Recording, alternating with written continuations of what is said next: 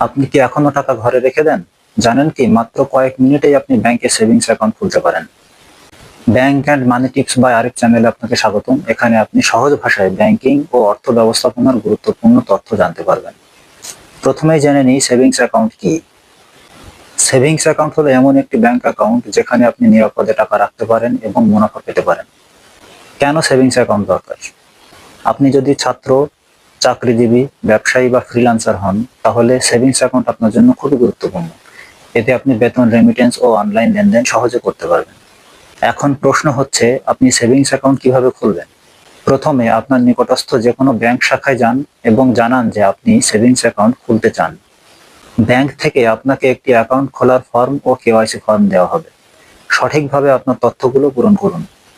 এছাড়াও অ্যাকাউন্ট খুলতে প্রয়োজন হবে হিসাবধারী ও নমিনির জাতীয় পরিচয়পত্র বা জন্ম সনদ এবং পাসপোর্ট সাইজের ছবি। এরপর নির্ধারিত পরিমাণ টাকা জমা দিন। সাধারণত ব্যাংক ভেদে 500 থেকে 1000 টাকা নতুন অ্যাকাউন্টে জমা দিতে হয়। এতেই আপনার অ্যাকাউন্ট সক্রিয় হবে। এরপর ব্যাংক কর্মকর্তা আপনার তথ্য যাচাই করে এক বা কয়েক কর্মদিবসের মধ্যে আপনার অ্যাকাউন্ট অনুমোদন করবে।